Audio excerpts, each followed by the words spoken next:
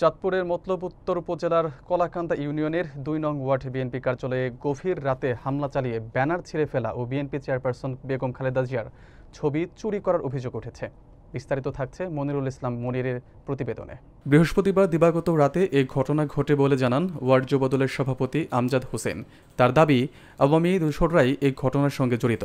তিনি বলেন, প্রতিদিনের মতো দলীয় সভা শেষে কার্যালয় তালাবদ্ধ করে বাড়ি যাই। পরদিন সকালে এসে দেখি চেয়ার টেবিল এলোমেলো, ব্যানার ছেঁড়া এবং নেত্রী খালেদা জিয়ার ছবি নেই। আমরা আইনের প্রতি শ্রদ্ধাশীল থেকে থানা পুলিশকে জানিয়েছি। শুক্রবার বিকেলে ঘটনাস্থল বেড়িবাঁধের উপর স্থাপিত কার্যালয় পরিদর্শন করেন মতলব উত্তর থানার এসআই আবুল কালাম। আমজাদ হোসেন এই ঘটনার তীব্র নিন্দা ও প্রতিবাদ জানিয়ে বলেন, ব্যানার ছেঁড়ার সঙ্গে যারা জড়িত তাদের খুঁজে বের করে দৃষ্টান্তমূলক শাস্তির দাবি জানাচ্ছে।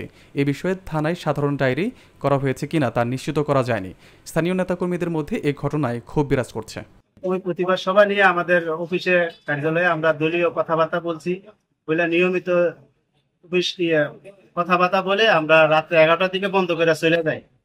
পরদিন আজকে সকালবেলা আমরা যখন 10টা বাজে, আমি নিজে উপস্থিত ছিলাম, যখন আমরা অফিস খুলে দেখি আমাদের ম্যাডাম বেগম খালেদা জিয়ার ছবিটা নাই। তারপরে সামনের দিকে তাকায় দিয়ে আমাদের একটা ব্যানার আছে, ব্যানারে আমাদের দলীয় সবার ছবি আছে, কেন্দ্রীয় নেতাদের ছবি আছে। এই পোস্টার কাটা চিরা কইরা চলে গেছে। এবার কারা করছে আমাদের সন্দেহ জাগে যে আওয়ামী লীগের পেতার দ্বারা এটা হয়েছে। থানায় অভিযোগ করছি, লিখিতভাবে অভিযোগ করছি, মৌখিকভাবে অভিযোগ করছি, লিখিতভাবে অভিযোগ করিনি। লিখিতভাবে অভিযোগ করবো। এখন এটা আমরা প্রশাসনের কাছে তদন্ত সাপেক্ষে আইনানুগ ব্যবস্থা গ্রহণ করার জন্য অনুরোধ করছি।